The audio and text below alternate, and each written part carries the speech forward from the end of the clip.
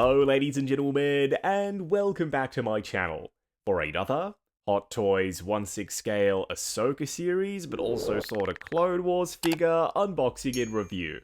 Today, we're taking a look at live-action Anakin, Hayden Christensen, in his Clone Wars armor.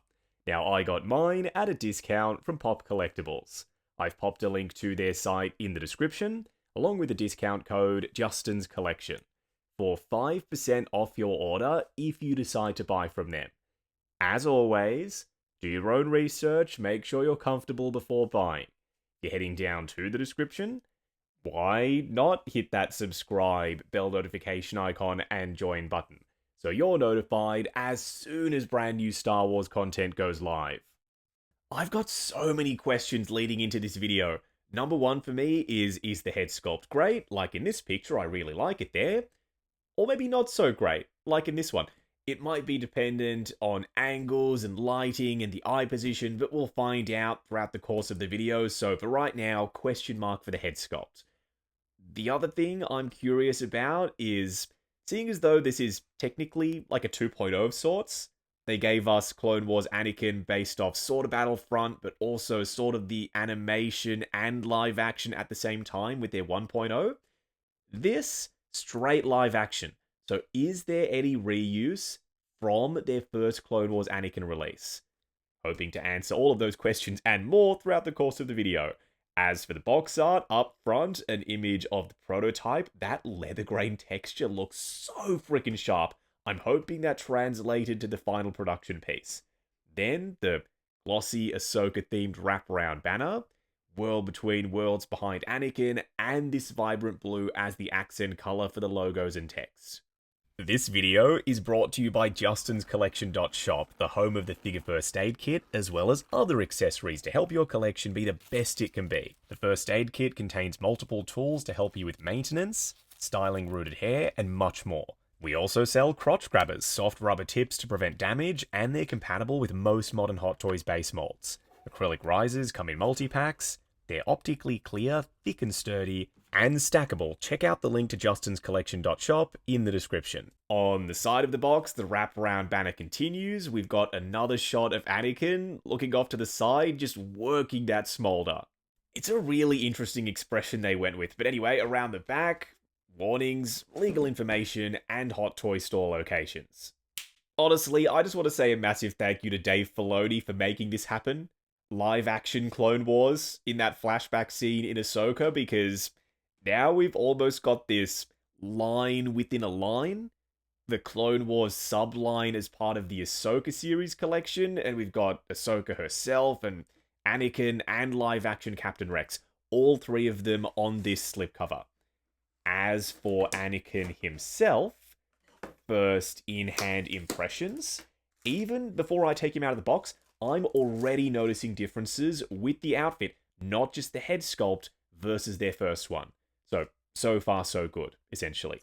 What we're going to do now is get all of his accessories laid out in the light box and take a closer look at everything he comes with. Starting off with the display base first. It's the same base mold that we got with Padawan Ahsoka and live-action Captain Rex, so there's a consistency there and no footprints.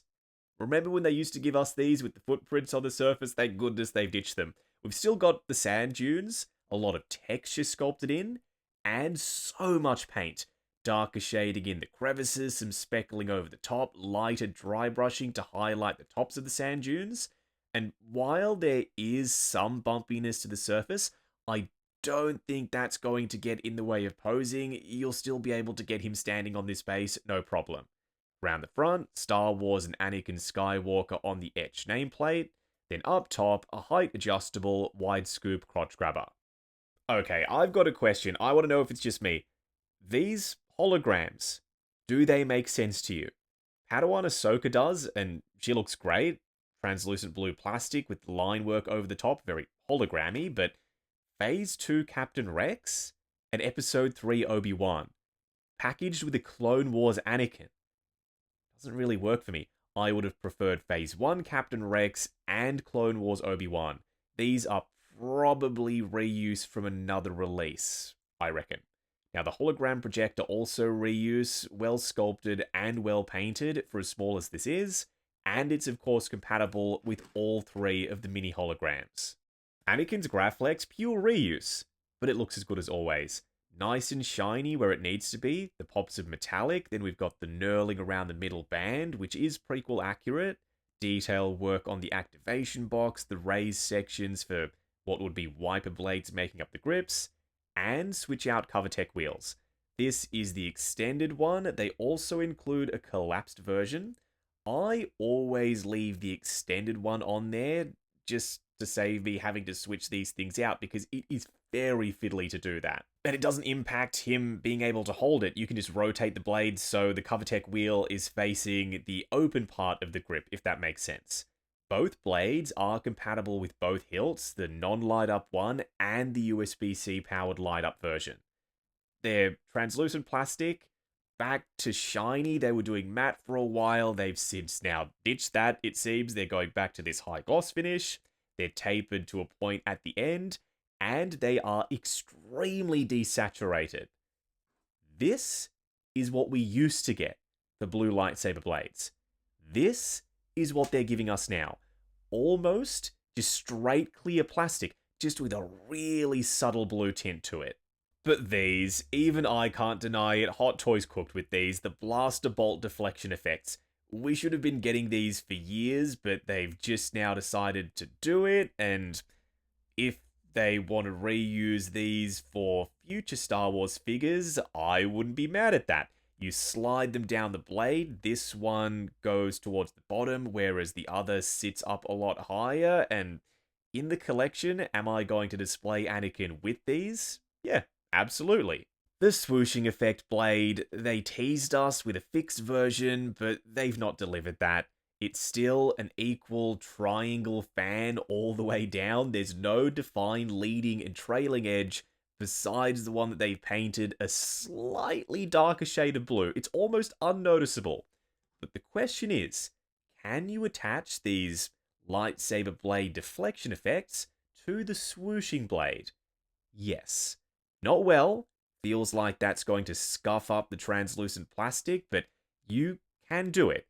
Maybe heat these up first, stretch out the plastic, then you'll be able to slide them down a lot further than this. Then we've got the light up version of the hilt. Same sculpt and paint as the other one, except now we've got a cable sticking out of it. And there's a light on the inside that's meant to shine up through the blade. It's a base lit design. Will it work? We'll try it out a little bit later. You then connect the hilt to the junction box, USB-C port at the bottom, and they still do not give us a USB-C cable. Hot Toys, if you are including electronics with your figures that need USB-C cables, just give us the cables. I really wish they'd start doing that. Now you can attach this to his belt using this clip, or you can switch it out for the C-clamp, and I suggest you do that because the belt, if it's made out of pleather, putting that much pressure on it with this clip might speed up degradation, so to save the belt, make it last a bit longer, instead attach the C-clamp, then connect this to the crotch grabber arm. And lastly, a full array of hands. All gloved hands, leather grain texture, wrinkling, the ribbing on the back of them. They are brand new sculpts specific to this Anakin, none of them are reuse. Are the gripping hands soft enough to pry him open and pop the lightsaber hilt in there? Yeah, no problem. You don't need to grab a hairdryer to heat them up first. Wait, can you see that? The stitching in between the rib sections? That is so convincing. Now, in terms of paint, there's a dry brush over the top to highlight the texture, and the left hands are maybe a shade or two darker than the right ones. Oh yeah, it's so obvious with the relaxed open palm hands. The left ones are darker. It's not like with the 1.0 though, where we had the episode 3 style gauntlet that was black with black hands on one side but not the other. They are both brown, it's just that the left ones are darker. We were so close to having pairs for all of the gestures, but only one finger splayed out open palm hand. What we're going to do now is get Anakin himself out here. Standing straight up and down in the light box, no crazy poses or accessories or anything like that, except for his lightsaber hilt hanging from his belt, just to complete the look, And I've moved his eyes off to one side because looking straight forward, zoomed out at a distance like this, because of the way the shadows were falling around his eyes, he looked very strange. This figure, it's going to work for some people, but not others. If you do not like this, get the first one. It's more animation accurate, it's more Battlefront 2 accurate, you can get the stap and the cape and the multiple switch out armor pieces, a head sculpt that is solid still to this day, but we're not here to talk about that, we're here to discuss this one. More realistic proportions, the head sculpt is full of life, and it's expressive, and it's unique, and it looks like Hayden.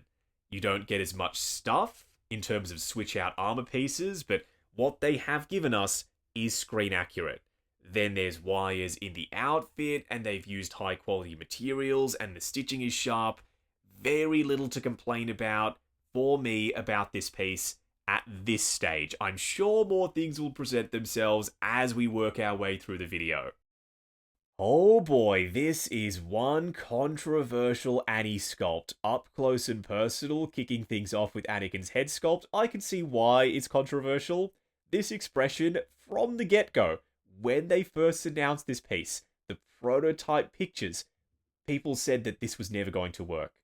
This expression was too specific, it was too happy, too fun-looking, it wasn't going to lend itself to dynamic poses, and I'm still thinking that might be the case, but how do I feel about this head sculpt? I freaking love it. They tried something different, and there's almost no drop in quality from the prototype to the final production piece. How often can you say that with Hot Toys figures? But there's no denying it looks like Hayden. You might not like the expression, but the likeness is there from every angle. Yes, the open mouth is strange. How there's no teeth showing, but there's a gap. There's clearly a gap, simulating a smirk of sorts. That is Hayden. He makes this expression. Every now and then you see him doing this smolder, and when we start to move the eyes around, it should come into its own and make a hell of a lot more sense. And the detail, look at the wrinkling on his skin tone neck, and the sculpted paws, the painted and sculpted eyebrows, the wrinkling for the forehead with that bumpiness, the scar, that freckle right there, and the hair, the hairline, the feathered edge to it, the sideburns. This is some of the best sculpted hair I've ever seen from them. The little strands that stick out off the main body of the sculpt work, especially for the fringe around the back, there's even more to it. The flow, the little bits that curl around. If they can give us sculpted hair that looks this freaking good, I'm tempted to say that for characters with shorter hair like this, they don't even need to go artisan. But 1v1 comparison, new Clone Wars on the left, original on the right, using that episode 3 sculpt. He looks mean, he looks very angry. He's got the furrowed brow, he's looking up through that furrowed brow, the scar is more prominent, the skin tone is yellower versus the pinker skin tone on the left.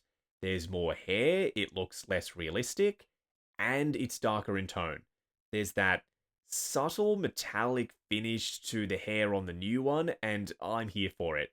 If you prefer the original sculpt, you could always try swapping them between the Anakins, or maybe just stick with the 1.0, I guess. I thought I'd try it. 1.0 sculpt on the new body. It doesn't properly connect to the neck connector. You'd have to do something to make that happen, but it looks good. It fits inside the hole for the neck armor for that collar area, and it's not too big or too small on the body. Back to the stock head sculpt. Let's try out the moving eyes. To do that, remove the head from the clear plastic neck connector, then there's plenty of access inside the sculpt to move the eyes around. I've been curious to see what this head looks like with some side eye, and I can already tell this head sculpt, it was designed with side eye in mind. You're going to need to adjust the neck and the collar to get everything to look good, but already, yeah, this head sculpt is looking like $1,000,000 with some side eye. This is still good, tilting the head forward like this, his eyes looking up through his brow, but then you can't see the scar as much. With my copy of Anakin, he'll be looking to the right versus the left because I do want to showcase that scar. Okay, quick PSA, if your Anakin arrives like this, and he might, out of the box, no white showing below his eyes, do something about it. Don't leave him like this. He looks like a stunned mullet. He looks like a deer in headlights. Remove the head sculpt, pull the eyes up a bit, showcasing some white underneath them, then he won't look so stunned. See what I mean? From stunned to stunning. I am so sorry, that was terrible. He's got this real Prince Charming thing going on, and it's working. Hayden, he knows how to work that smolder. If you get the eye position just right, lead into it with a head tilt, maybe do a pose that's not too action focused, this head sculpt, it could absolutely work. Okay, enough about the head sculpt. I can't tell you how to feel about that head. If you don't like it, tell me down in the comments. Am I crazy? Am I the only one who likes this head sculpt? You will know how you feel when you get it in hand or even based off this video. Sculpted plastic chest armor, sculpted plastic shoulder pads attached with Velcro. This is also held down with Velcro at the front. It's got this heavy texture on the surface, then there's some scuffs and scratches, painted battle damage as well, a lighter bluish grey dry brush, and a black wash over the top. Jedi Order symbol on the left side, but not the right. That is accurate. Could have been brighter. It is sculpted into the surface, and you can see it, but if it was more vibrant red, it would have popped more than it does. I remember seeing a behind-the-scenes clip where Dave Filoni was talking to Hayden about this chest piece specifically. He said that it was an ancient piece of armor worn by the Jedi. It was just sitting around for centuries, and now Anakin's picked it up and he's wearing it, and he mentioned that it was supposed to be made out of leather. This sculpted plastic chest piece and how sharp the edges are doesn't scream leather to me. I don't know if the prop in the series was leather, but it's always come across more clone armory to me versus something that's made out of leather. You'll need to adjust this. Out of the box, it was sitting so high. He looked like he had no neck at all. You can pull it down, adjust the neck. Now he has one, and I've exposed the Adam's apple around the front. Because it sits so tight around the neck, there's some play to it. It tends to make contact with the skin tone neck, and on the sides of mine, it has scuffed up the paint applications, unfortunately. You'll see this more obviously in the comparison segment. You'll just have to take my word for it for now. The burgundy undersuit is lighter versus the 1.0, but then the blue tunic over the top is darker, and there's more of a textured weave to it. We've still got wires at the bottom. There's pleats pre-stitched in. You can get enough movement out of it to sell dynamic poses. The skirt piece underneath it, not wired. Then we've got this lightweight, baggy, textured red fabric, same color as the rest of the undersuit, for his trousers. I might be way off base in saying this. I think the belt is leather. That raw edge, that red-colored raw edge, that is a telltale sign of genuine leather. It's got that rough, textured underside that normally isn't present on pleather, so I'm going to go out on a limb and say that Anakin's belt and his boots might just be real leather. Then we've got the sculpted plastic pouches and the working CoverTech clip that you can slide the CoverTech wheel from his hilt into. It's a secure connection. This locks in place, and once you plug it in there, it doesn't really want to go anywhere. How did the leather grain fare with the gauntlet? Pretty much perfect. It's so sharp, and we've got a lighter dry brush, darker paint to highlight everything that's going on here, the wrinkling. That comes across as though it's a stitch mark down the middle and the fabric is being cinched. This is all sculpted plastic. But then the gauntlet on the other side, that buckle, this is sculpted too. It looks like it's at an angle. It is at an angle. They've intentionally done that to give it a sense of authenticity. It's driving me a little crazy. I want to adjust it and get it to sit flat because my OCD is kicking in. But no, it's meant to look like that. And there's the sculpted ribbing and the stitching, and it's not black like what we saw with Episode 3 Anakin and the first version from Clone Wars.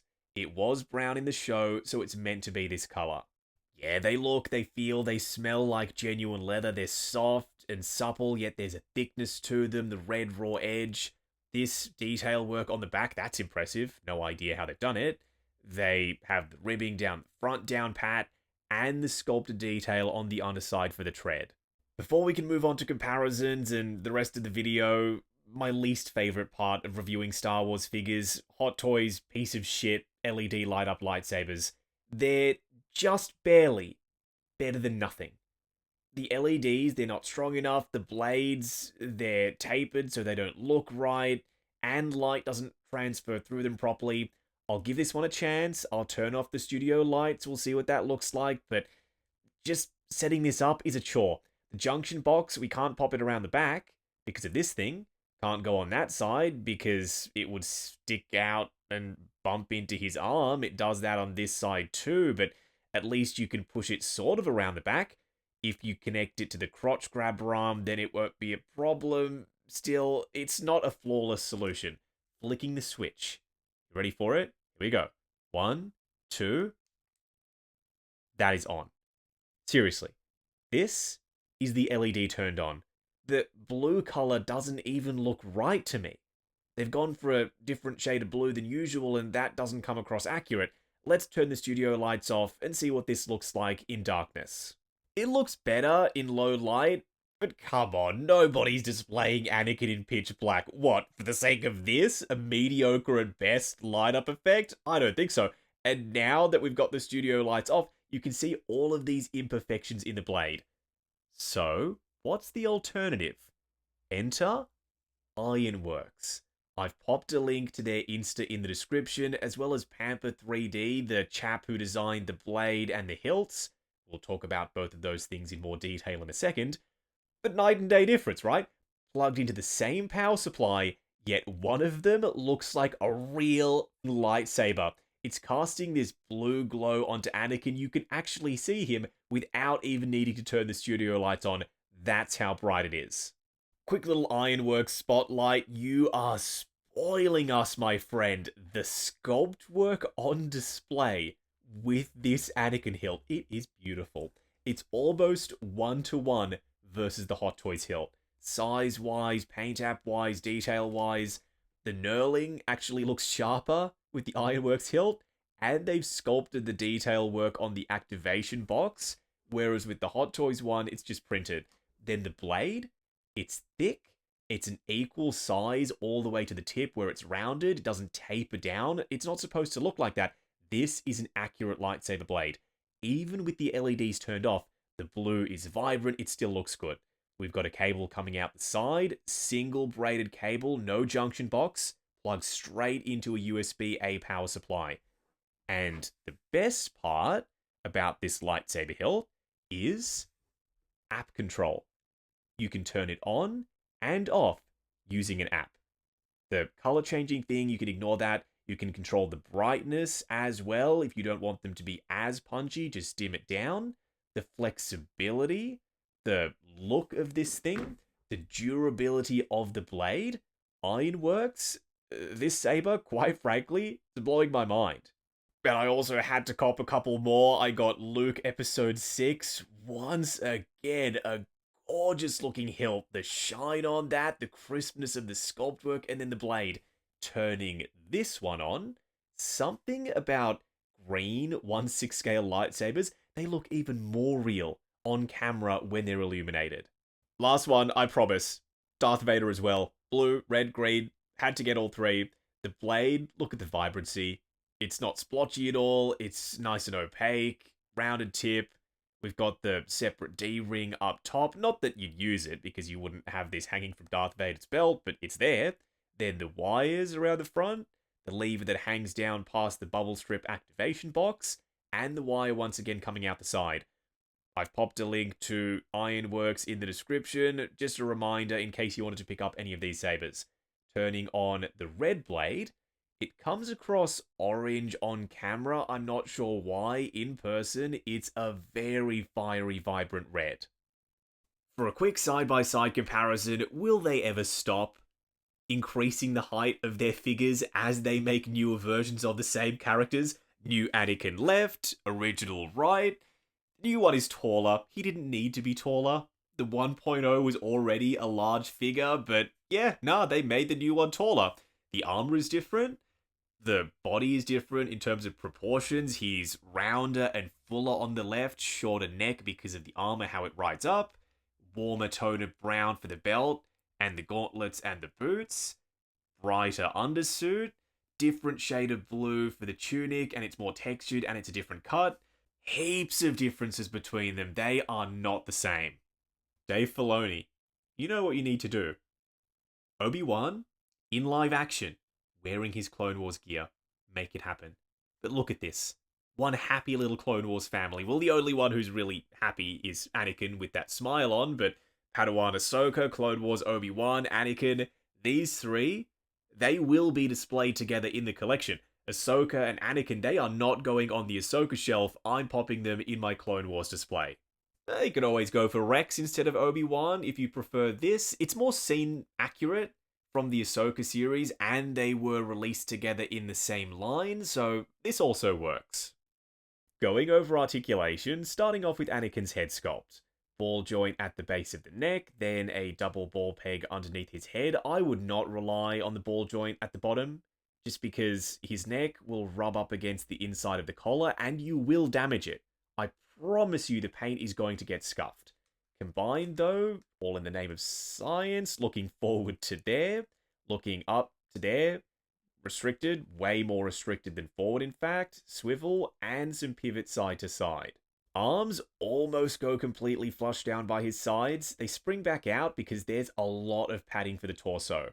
You can remove the shoulder pads, dial in the arm position, then pop them back on, or alternatively slide them underneath the chest armor if you need more range. Arms go up to there, forward and back on soft ratchets, I think. Butterfly joint at the shoulder that hinges up and down. Swivel at the bicep, double bend at the elbow on ratchets going past 90. Then for the wrist peg, it's a hinge and swivel, and the gauntlets on both sides slide over those wrist pegs so they're completely hidden. Oh, I am not expecting much from the torso. There is, like I said already, a lot of padding. Crunching forward to there, that is surprising, more than I expected. Going back, that's about where I thought it would be, more restricted than forward. Swivel and some pivot side to side, but not a ton. Legs going forward to there, and that is really fighting the padding underneath the outfit. Going out to there, swivel at the upper thigh. Double bend at the knee on soft ratchets, going past 90.